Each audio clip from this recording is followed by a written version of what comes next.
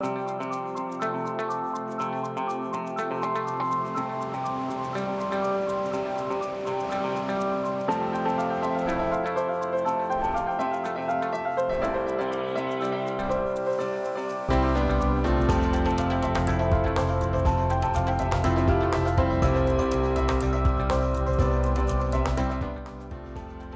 afternoon. Thanks for joining us across the fence. I'm Fran Stoddard.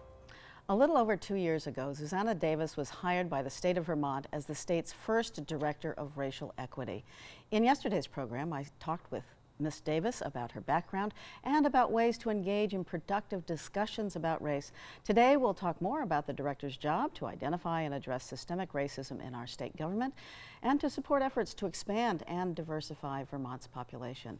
It is my pleasure to welcome Xusana Davis back to the program. Good afternoon again, Xusana, and thanks for being with us. Hello again, nice to be back. So your job title as Executive Director of Racial Equity, what does that mean to you? It means I get the job title for something that everyone's responsible for. Equity happens in a lot of sectors, and so it doesn't matter what your occupation is, equity is still your job. And so in my case, that means looking at everything from policy and other decision points from the perspective of that specifically incorporates people who have been deliberately oppressed for centuries in this country. And before we get going with the rest of today's conversation, could you explain the difference between racism and systemic racism, since we'll get into that a bit? Yeah, systemic racism is a flavor of racism. It's just a type. There's individual racism, institutional, and systemic racism. Systemic racism is where it's really built into our lives. In other words, you could get rid of a racist person, but the policy will still remain. And so the practice that is racist will continue. For example, the New Deal excluded domestic and agricultural laborers. It appeared to be excluding careers or occupations, but in reality, at the time in the country's history, those were almost exclusively Black people. So it was framed as a race neutral way to exclude people, but in reality, it was very targeted toward race. Another one, believe it or not, is why we don't tip flight attendants. It's a longer story, but the short version of it is that at the time when commercial flying was first made available to the public, people were nervous. And so they had flight crews that were all white men to inspire confidence in people. And it was at that time in the nation's history considered rude or condescending to tip a white man. So categorically, we didn't tip anyone in that profession because they were all white men. Fast forward to today, the profession has diversified, but the practice remains in place, not because of the profession, but because of who it was at the time. So interesting. So back to your job, what points of racial disparities have you found in Vermont state government? And what actions are being taken to deal with those? Well, an important point here is that racial disparity is different from racism, right? Some racial disparities are definitely the result of racism. And sometimes, and this is something that kind of surprised me in Vermont, was there were some times that people just genuinely didn't know. And it's hard to believe, I think, when you come from a more diverse environment that somebody could not know, but I've learned that increasingly here. So for example, some things include recruitment. We know that recruitment for state positions is hard because we don't have a lot of people of color coming to the state. And that's not necessarily racist in and of itself, but why is it that people of color aren't coming to the state? Oftentimes because of racism, individual and systemic. We know that housing and housing discrimination are something that we're battling against. Internal processes haven't caught up to the changing demographic. Like, for example, we recently put a policy in place that covers religious head coverings during the booking process if a person's being arrested. So if you wear kufi or yarmulke, hijab, niqab, burqa, etc., we didn't have a standard policy for how to deal with that with like photography in the booking process. So it's things like that people often tell me we didn't intentionally omit it. It's just we never thought of it. Right. I want to go back to recruitment for a second, because it's people say it's hard to recruit for a diverse workforce in Vermont, but it's so important. And then there's also retention, and how what do we do that can be challenging. So your thoughts about retention and recruitment, a little bit deeper there. Yeah, so retention is really the big piece of it. It requires a lot more effort on our part, and it is the long game, right? So recruitment, we can bring anybody to the state with a good job, But if the person is living here and is surrounded by people who are displaying all kinds of hate symbols around their properties, around their cars, or if their children are being bullied in school or called racial slurs and administration does nothing about it, or if there aren't culturally relevant foods in grocery stores near them, et cetera, then that good job is one thing, but we're not going to be able to retain people because we have to look at people holistically as whole persons.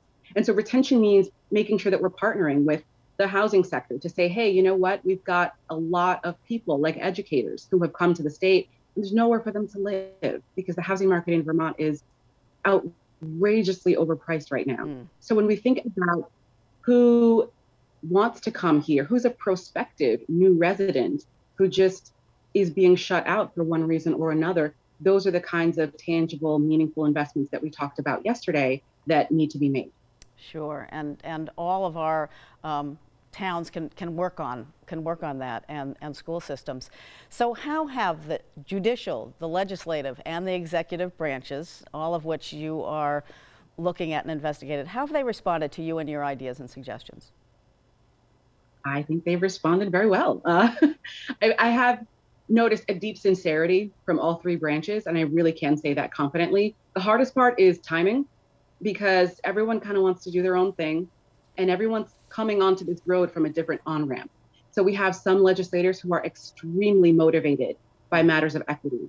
And so we end up with 6 bills on the same topic all at once. And it's really difficult to say to them, hey, actually, we've got an initiative in the works. Do you want to press pause on this? And it's just, coordination is really hard, but I have found very deep sincerity from all three branches. And I'm happy to say that because my counterparts in other jurisdictions often have to struggle with their own principles to legitimize the work. And that's something that I'm relieved that I don't have to do in this position.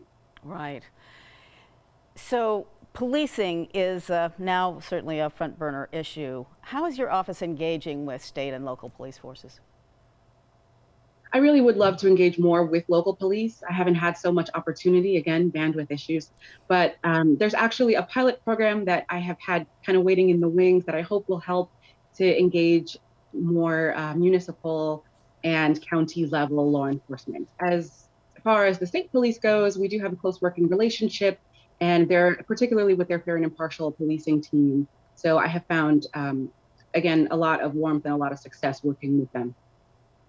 So what will progress for you in equity and diversity look like in our state departments and agencies? I mean, even if you're dealing with like putting together 6 policies that different people have made and making them into one, but what will progress look like? I think a lot of progress has been made even before I got here, and we're just kind of ramping it up. So some of the progress is going to be the behind the scenes things that are not sexy, that are not flashy, that members of the public may not really care about, but that do make a difference. Things like longer application windows for the public, so that maybe if you're limited English proficient, you don't just get 5 business days to apply for a program. You might get a little bit more time so that you can work on having things translated, et cetera. It means the state having more things translated and having more comfort with the translation process among line staff, so that if a person walks into your public facing office not speaking English, it's second nature to you to know what to do and not make that person feel othered. Mm-hmm. It means more inclusion in state government roles, especially in supervisory and managerial level positions. And it means having more roles where equity is an explicit job duty. And I suppose also just fewer complaints would be nice as well. Those are just going to be some of the markers of progress, I think. Great. And among your many tasks is data collection. How well can progress be measured? You know, it's tricky because the data in Vermont are sparse, and also different sectors have different requirements, right? So for example, think in the health sector, they have HIPAA and other health privacy laws, or we have criminal justice system where public records may or may not be accessible to people. So data collection is tricky. And of course, we rely on larger data sets that might be kind of questionable, like census data. I'm giving a lot of side eye to the 2020 census numbers because of some of the data aggregation and reporting metrics that the US Census Bureau has been using. So it is difficult, and making databases talk to each other is also challenging. but we have a lot of eyes on this, particularly in health and criminal justice.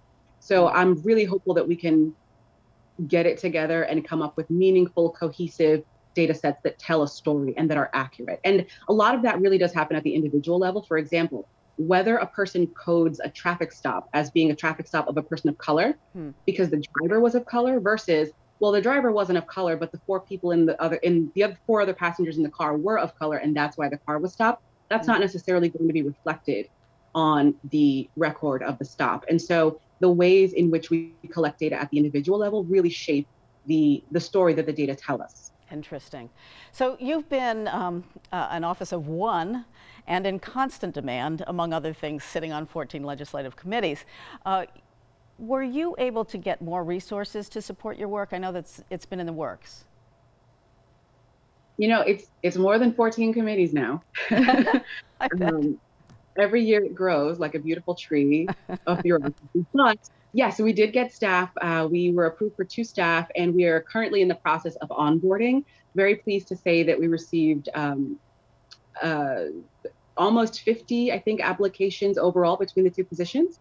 So we're just looking forward to combing through them and finding the right people. Great. So it's in the future. And what would you focus on when your office has more capacity? So one of the positions is going to be focused on education and outreach. So that person is going to be a lot more public facing and is going to be interacting with the community, fielding and routing inquiries from the public, and is going to be helping to build our training curricula for state trainings. And then the other person is really going to be focused on data research and policy. And that's going to be a lot more internal work, right? Making sure that we're in compliance with all applicable regulations, making sure that when there are legislative proposals that we have time to analyze them with a lot more depth, and just provide guidance to all of the branches really who are seeking that technical assistance. It really is the same things that we've been working on, but we'll be very happy to be able to do much more of it and just be available to more people and more agencies more often. Okay. Well, good luck to you and your office. Xusana Davis, the Executive Director of Racial Equity for the state of Vermont. Xusana, thank you so much for being with us for the past 2 days, and please come back and visit us again anytime. I absolutely will. Thank you for having me. Thank you for this conversation. Terrific. And thank you for joining us across the fence. I'm Fran Stoddard. Stay well.